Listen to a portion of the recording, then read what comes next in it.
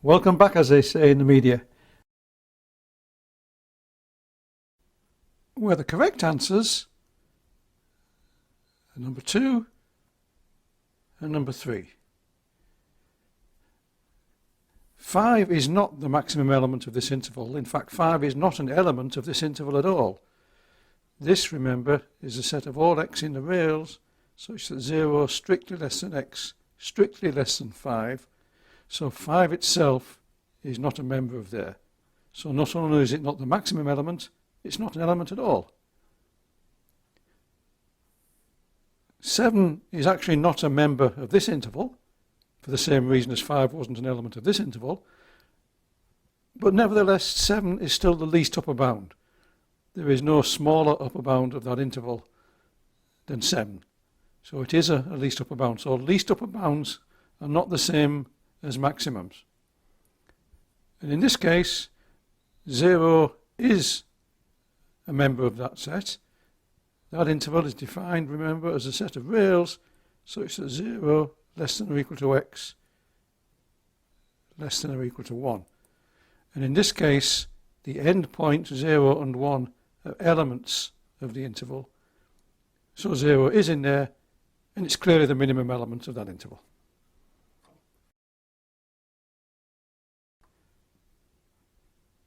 Where the answer is, the first one is correct.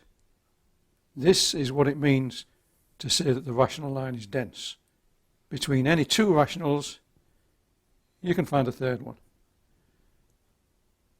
The second one is actually true, but it doesn't express density.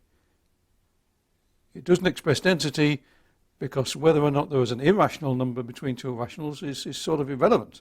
The question is about the rational line being dense. This is actually making a statement about the real line. So it's true, but actually irrelevant to the notion of density of the rational line. So that one's not true. I mean, that one's true, but it's not the answer to the question. And this one,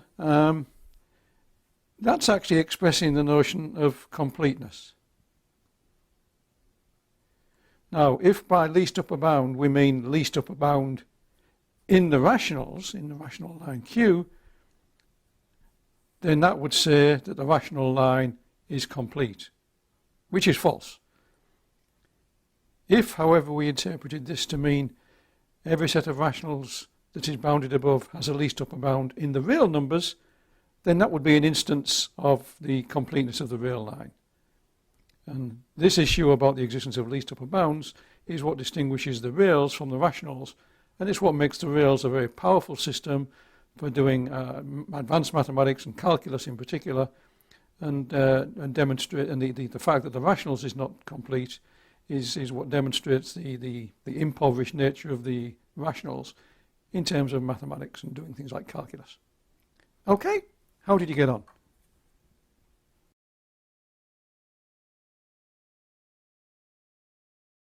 What I want to do now is, well, actually really what I want to do is introduce the beginnings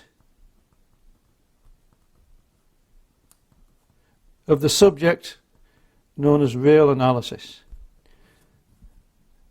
Now, this isn't real analysis as opposed to fake analysis. Real here is essentially short for real numbers, or for the real number system, if you like.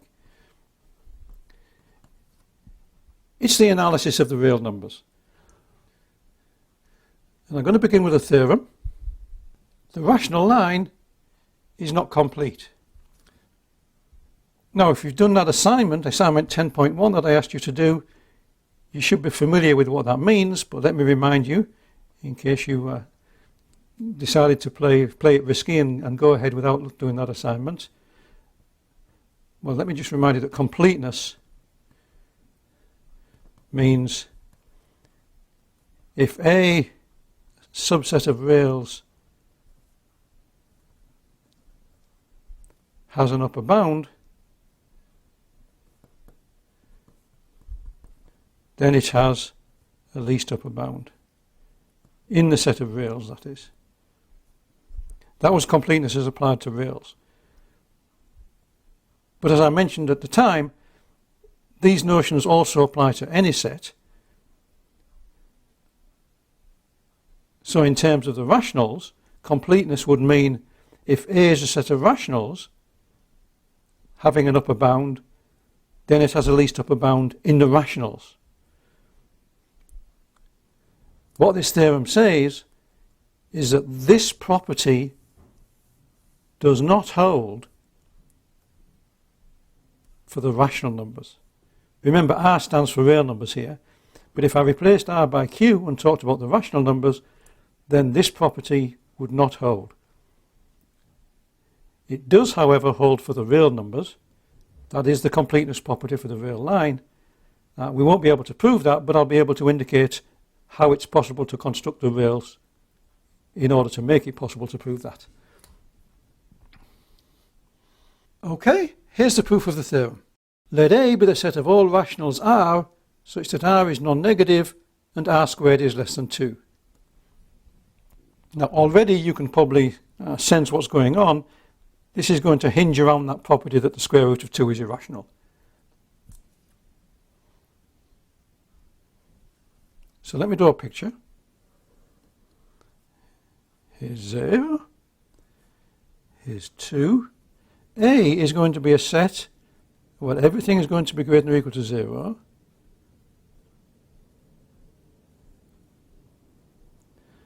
And A is going to go up to some point less than 2.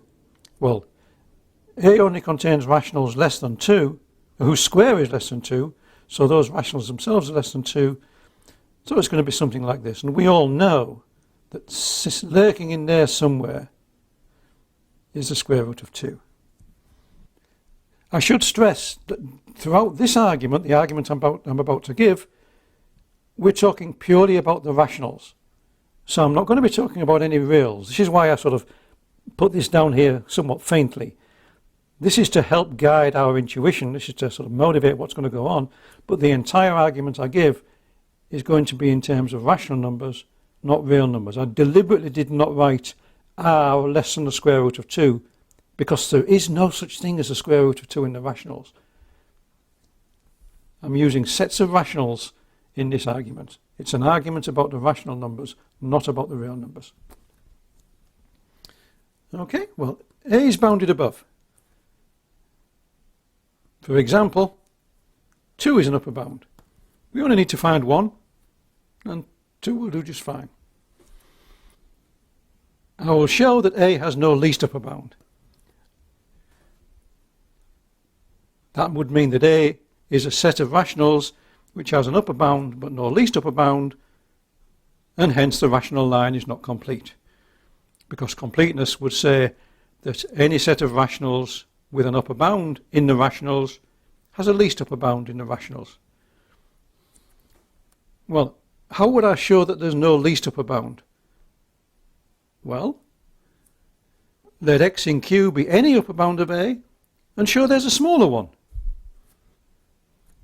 Again, let me stress, smaller one in the rationals.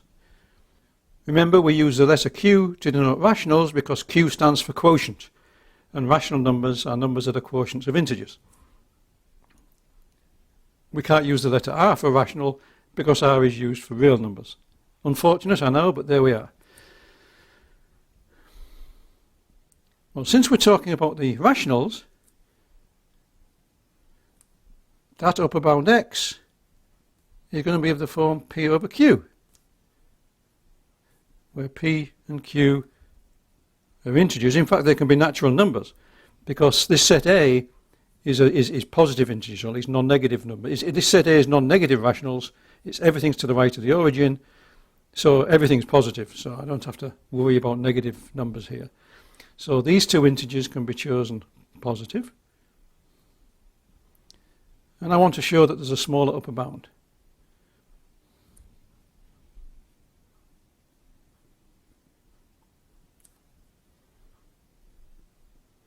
Well, let's suppose x squared is less than 2. It's either less than 2 or it's greater than or equal to 2. It's one of the two. Let's just see what happens if x is less than 2. In that case, looking at this equation, 2q squared is bigger than p squared. Now, as n gets larger, n squared divided by 2n plus 1 increases without bound. So we can pick an n in n so large that n squared over 2n plus 1 is bigger than p squared divided by 2q squared minus p squared.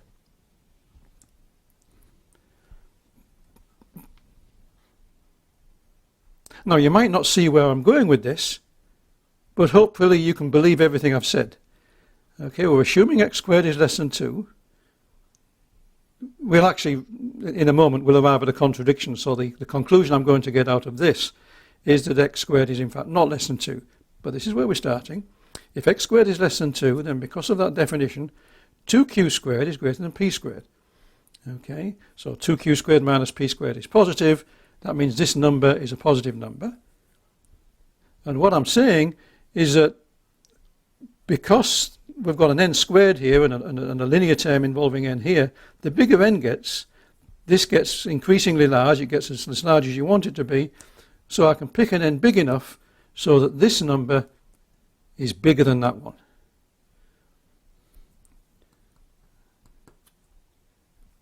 And if you rearrange that, you'll find that 2n squared q squared is bigger than n plus 1 squared p squared.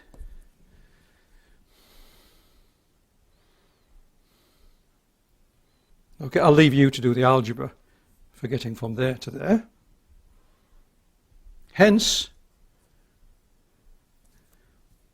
n plus 1 over n squared times p squared over q squared is less than 2.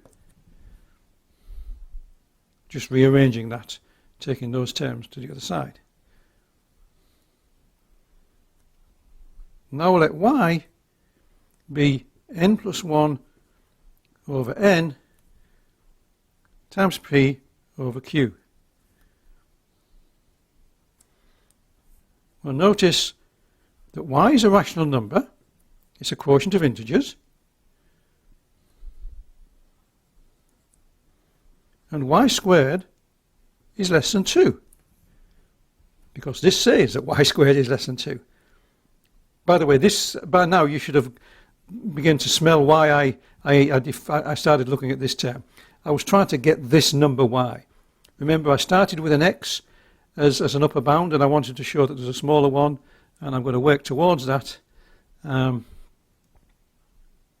now I've introduced this y. Okay. So y is in q and y squared less than 2. So y is an element of that set A. But wait a minute, y is equal to a number slightly bigger than 1 times x. So that means that y is actually bigger than x. So the number y that I've constructed is in the set A and yet is bigger than x. Well, that's a contradiction.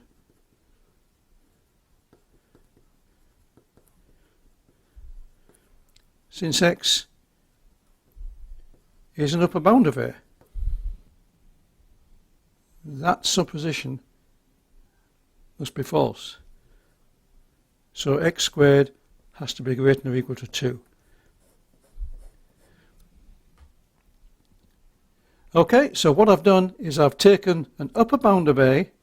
I'm going to show there's a smaller one, and as a first step towards doing that, I've shown by contradiction that that upper bound has to have its square greater than or equal to 2.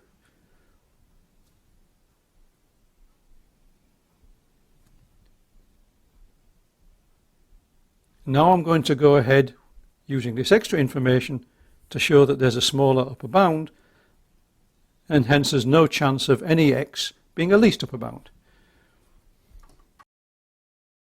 Let me recap where we've got to. We let A be the set of all rationals that are non-zero and for which r squared is less than 2. We let x be an upper bound of A,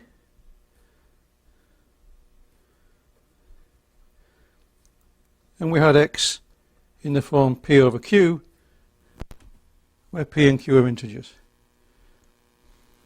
Okay, so we have that. And our goal is to show that A has an upper bound smaller than X.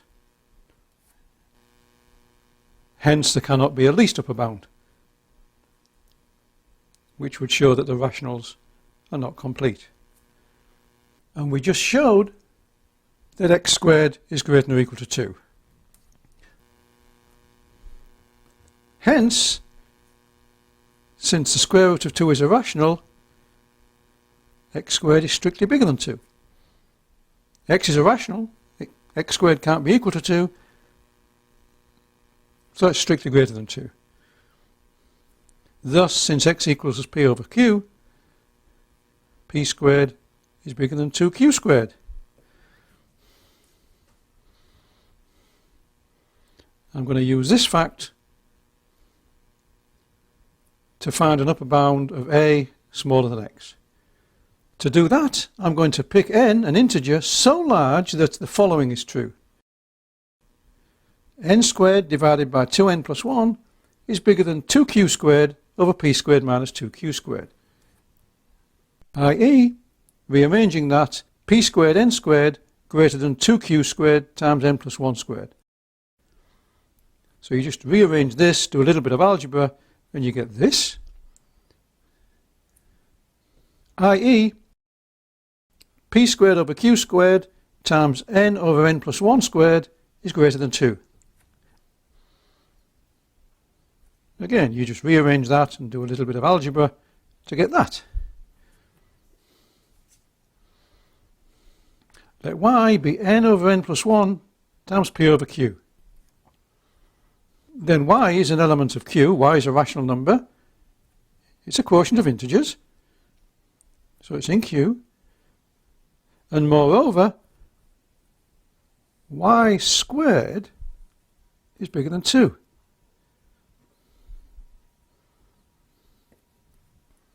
Moreover, since n divided by n plus 1 is less than 1, y is less than x. Because p over q is x, and y is just this guy times x. So it's less than x. But for any a in a squared is less than 2 is less than y squared, so a is less than y. Hence y is an upper bound of a, which is smaller than x. Thus a does not have a least upper bound. And this proves the theorem.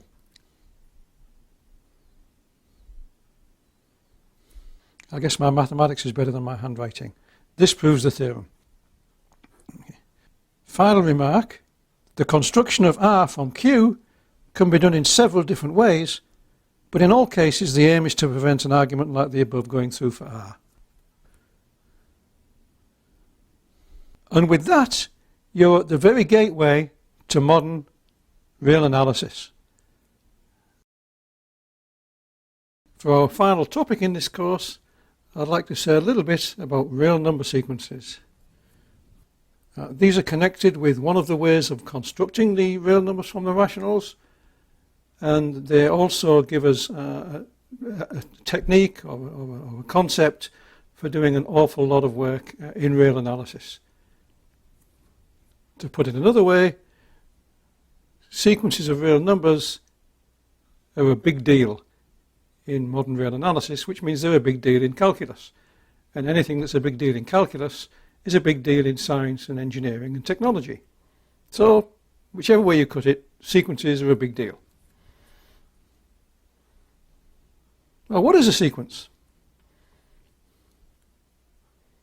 Well, in everyday terms, it's a list. 1, 2, 3, let's put some commas in here,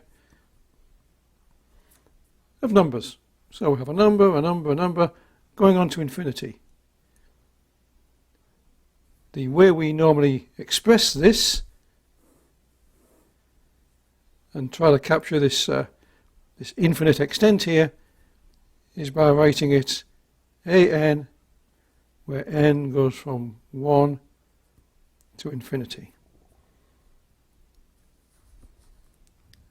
And this is what's called an infinite sequence. If you look in textbooks, you'll find a more formal definition that a sequence is a function from the set of natural numbers into the real numbers.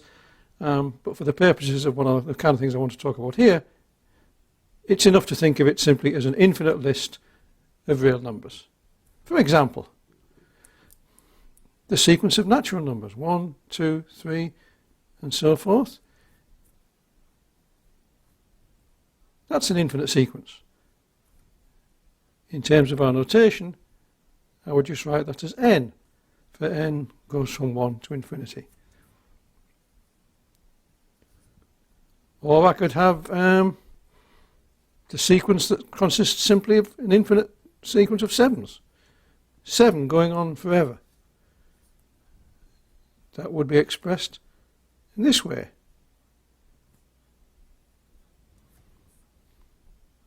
Or I could have the following sequence: 3, 1, 4, 1, 5, 9, etc. Enumerating the decimal digits of pi. Well, there's no simple formula like this to capture this one. I'll have to use some expression like this.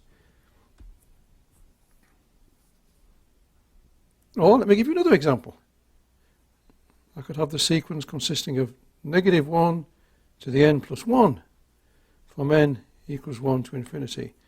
That's a sequence that consists of +1, -1, +1, -1, +1, -1, etc. That's an example of what's known as an alternating sequence, meaning that the sign alternates as you go through the sequence. Okay, so that's what sequences are, just infinite lists of numbers. Now let's look at the following example. Look at the sequence consisting of the numbers 1 over n from n equals 1 to infinity. Okay, that's the sequence 1, a half, a third, a quarter, and so on.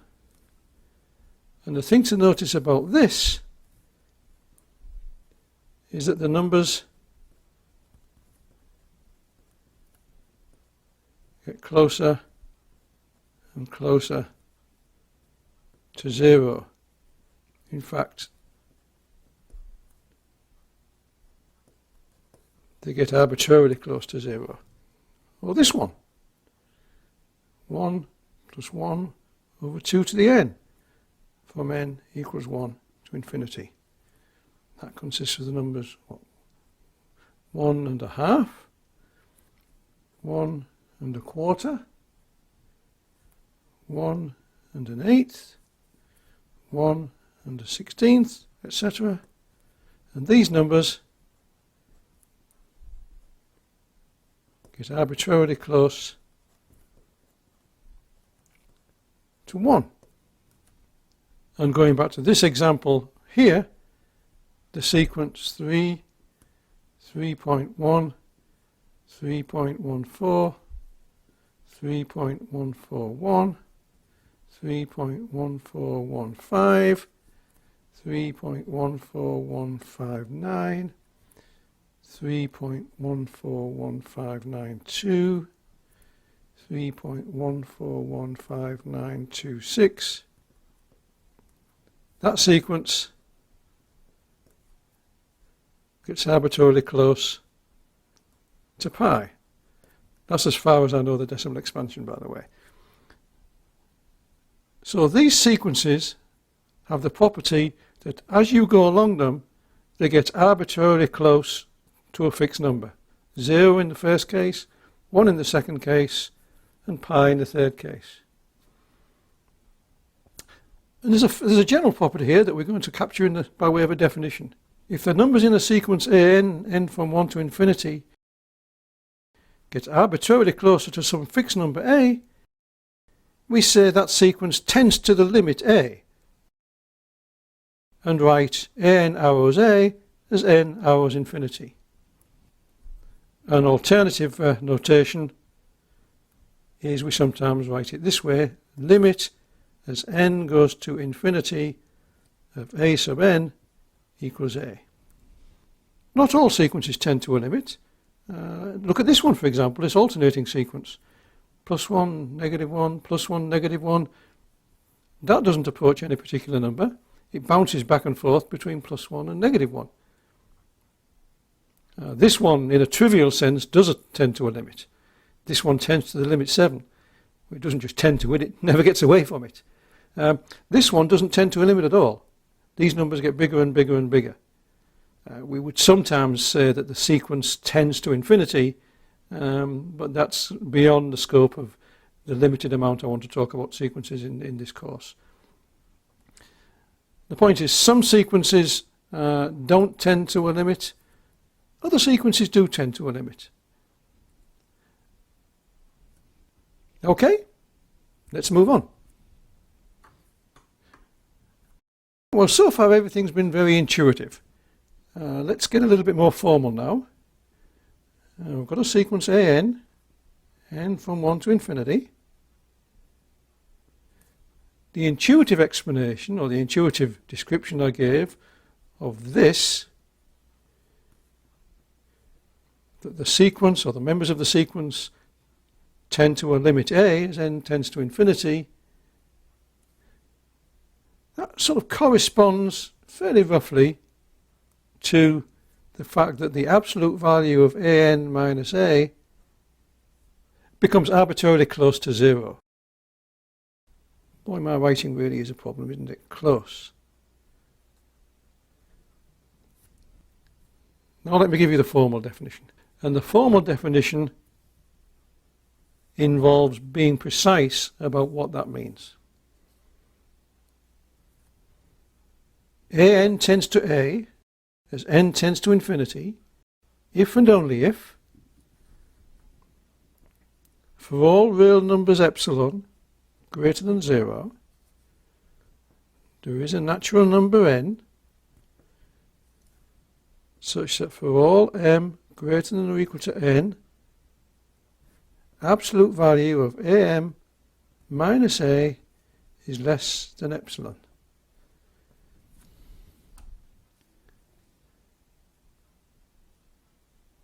And now, perhaps for the first time,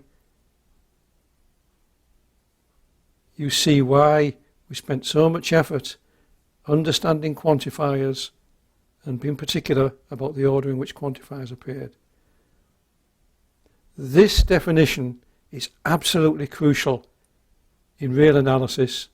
It's absolutely crucial to our definition and our understanding of the real numbers, and that means it's absolutely crucial to calculus, and hence it's absolutely crucial to physics, science, engineering, technology, etc., etc., etc. This is the real stuff, folks. Okay, let's try and understand how that captures this intuition. The geometric intuition we have, I think, is fairly clear, that you're going along a sequence and the numbers get closer and closer and closer to some fixed number. How does this somewhat complicated looking expression capture that in a precise formal way? Well, let's peel away this part for a minute. By the way, it's traditional in mathematics to use epsilon in this context. And at the back of your mind, you should think that epsilon is not just positive, but it's very small and positive, like a tenth or a hundredth or a millionth or a zillionth or whatever. As you'll see when I go through this, it's when epsilon becomes small but remains positive that this thing kicks into power. Okay, so let's forget that bit. Let's look at the other part. Exists an n such that for all m greater than or equal to n, absolute value am minus a is less than epsilon. And I've avoided mentioning explicitly the set n now. Notice that in the first place I didn't mention that m was also a natural number, because the context makes that clear. N is a natural number and we're talking about all m's greater than or equal to n. And when we discussed quantifiers earlier on, I pointed out that mathematicians do this kind of simplification all the time. So it makes it easy to read, that's all. Okay, what does this part mean? So we've been given an epsilon, we'll assume. We're given some positive number epsilon, and at the back of your mind, think of it as a small positive number. What this means is that from some point onwards, so from some point n onwards,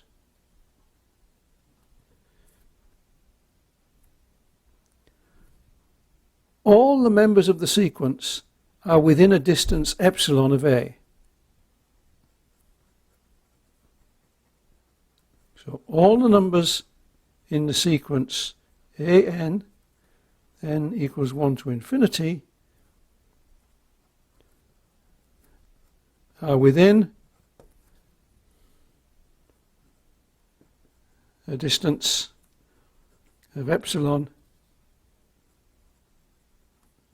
from A.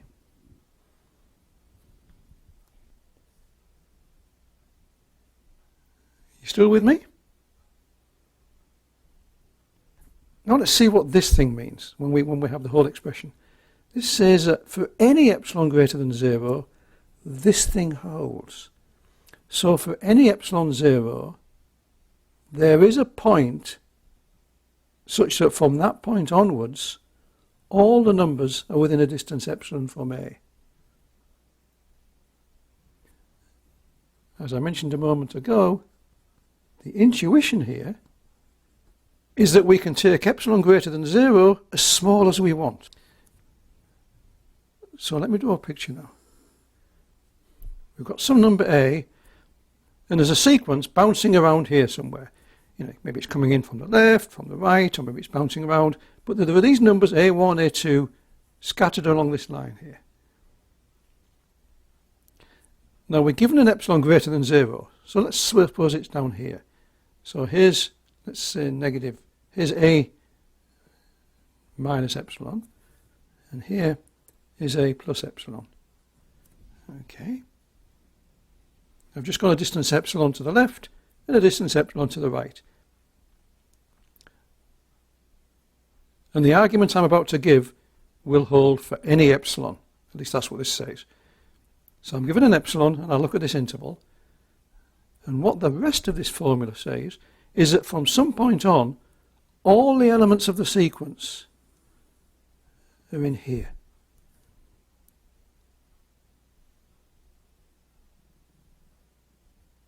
If I take a smaller epsilon, let's do it, say, here and here. Let's call it epsilon prime. So that would be A minus epsilon prime. And here would be A plus epsilon prime. So I take a smaller epsilon, still positive, so the formula will hold for the epsilon prime. There will be some point from which all the elements of the sequence beyond that point are within this region. And then I could take an even smaller one, and an even smaller one. Notice that the n depends on the epsilon. Remember that example about the American Melanoma Foundation? Wasn't a problem for them getting the quantifiers the wrong way around. If we got the quantifiers the wrong way around here, we'd be in big trouble. This wouldn't work. The point is, given an epsilon, you could find an n. For each epsilon, you may have to go further out in the sequence until you come to a point where all the elements are within that distance. But what this says is that you can always, by going sufficiently far out in the sequence, reach a stage where all of the numbers in the sequence from then onwards are within a given distance of A. And you can do that for smaller and smaller and smaller A. And that's capturing this intuition. And it does it beautifully and elegantly and with enormous power. Okay? Let me give you a couple of examples.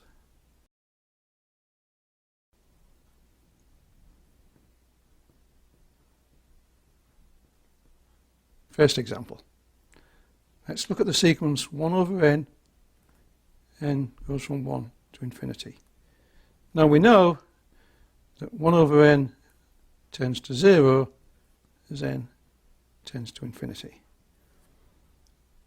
Let's prove this rigorously in terms of the definition of limits that I just gave. Okay, so I'm going to prove that fact. What I have to show is that for all epsilon greater than 0, all real numbers epsilon greater than 0, there's an n in the natural numbers such that for all natural numbers m greater than or equal to n, absolute value 1 over m minus 0 is less than epsilon. Well, let's simplify that. For all real numbers epsilon greater than 0, there is an n, and let me just drop that explicit mention of the natural numbers. For all m greater than or equal to n, that just says absolute value of 1 over m less than epsilon, which actually just means 1 over m less than epsilon, because m is a positive integer. Okay, so I have to verify this in order to prove that. Okay, so how do I verify that? Well, let epsilon greater than 0 be given.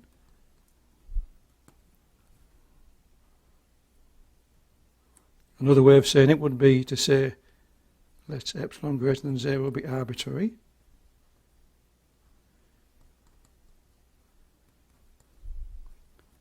Different way of saying the same thing essentially, at least in this circumstance.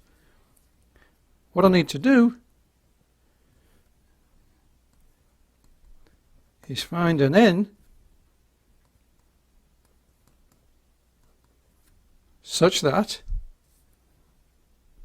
for all m greater than or equal to n, 1 over m is less than epsilon. Well, pick any n such that n is bigger than 1 over epsilon. Epsilon, if epsilon is a very small number, this will be a very large number, so I might have to pick a large n. But pick such an n. Now, intuitively, you know that since the natural numbers go on forever, as it were, getting bigger and bigger, that's always possible. That actually uses a principle of mathematics called the Archimedean property, so named after Archimedes. See assignment 10.2 for a little bit more about that. So pick an n big enough so that n greater than 1 over epsilon. Then, if m greater than or equal to n, 1 over m is less than or equal to 1 over n is less than epsilon. And we're done. Notice that the choice of n depended on epsilon. Given an epsilon, I picked my n in terms of the epsilon. Please note American Melanoma Foundation. At least when you apply quantifiers in mathematics, it's a big deal if you get them in the wrong order. The n depends upon the epsilon. The smaller the epsilon is, the bigger the n has to be. Intuitively, for this sequence,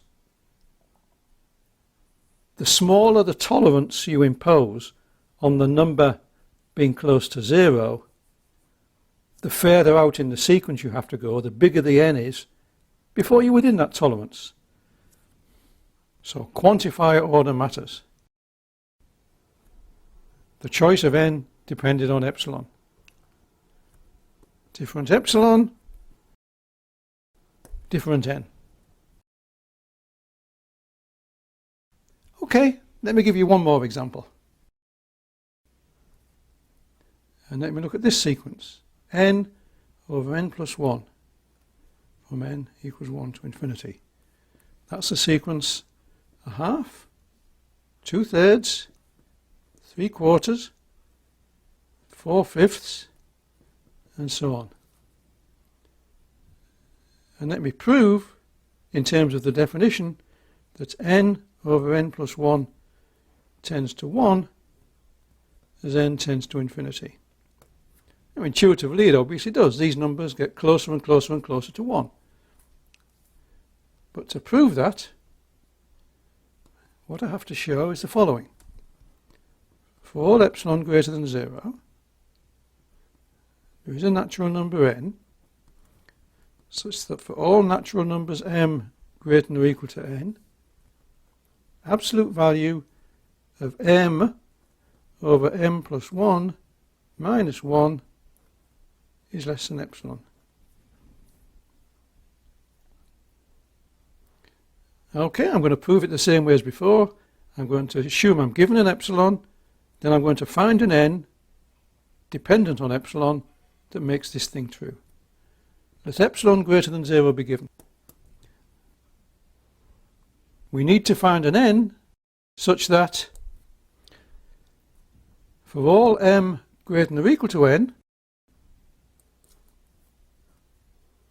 m over m plus 1 minus 1 in absolute value is less than epsilon.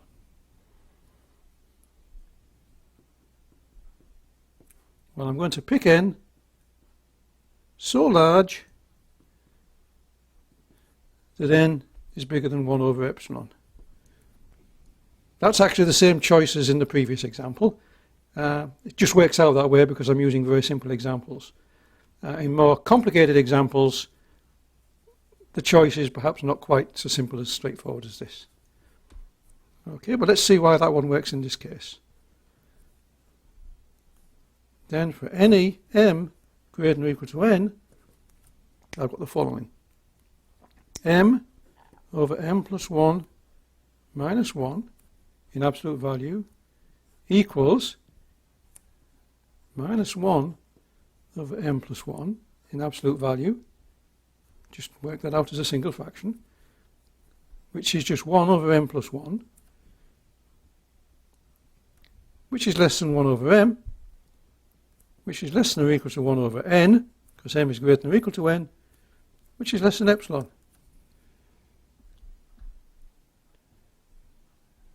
And we're done.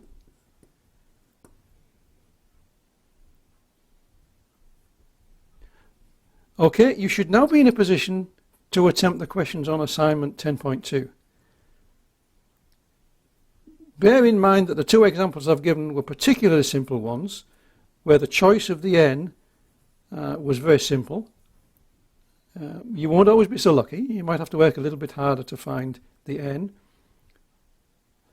But my focus here, as it's been throughout the course, wasn't so much on the details and on the procedures. If you graduated from high school, I assume you can do mathematical procedures, you can do the algebra. The focus is on the reasoning. In particular, in the context of sequences, the key thing is how, given an epsilon, you have to choose an n that depends upon it. It's this quantifier switch that's really crucial. For all epsilon, there is an n. If you go on to further studies in mathematics, in particular in real analysis, you're going to see variants of this kind of definition, not just for limits of sequences, but for the definition of continuity, and then when you come to look at the formal definitions of integration and so forth. So you're going to come across this kind of a definition a lot. Coming up with this formulation was one of the jewels in the crown of late 19th century mathematics. Absolutely brilliant piece of work. And it gave rise to pretty well all of modern mathematics, at least all of modern mathematics that's to do with real numbers. Okay, well, good luck with assignment 10.2. Well, you made it. All you have to do now is complete the final assignment, take the final exam, participate in the peer review process, and you should be well set for taking college-level mathematics courses, or for simply reasoning more effectively in your job or in your everyday life. Since you got this far, I'm sure you'll complete these last steps, so let me offer you my congratulations now. These massive online courses are still hugely experimental. The software platform is still being developed and debugged, and the peer review process is very much a work in progress. Moreover, this is the first time I or any of my TAs have designed or given such a course. So simply sticking with us and finishing the course is an accomplishment all by itself. Future generations of students will surely have it easier in some ways. What they won't find easier, however, is the material itself. Learning facts is relatively easy. Learning to think a whole new way is extremely difficult. However well you think you've mastered the material, you should feel pleased with completing the entire process under your own motivation. As a lifelong teacher, much of my motivation and reward has been getting to know each generation of students and working with them, helping them overcome difficulties, and then seeing them succeed. With a MOOC, that regular close contact's absent, and I miss it. On the other hand, being able to reach tens of thousands of students as opposed to 25 brings its own reward. Thank you for sharing the past 5 weeks with me, and good mathematical thinking.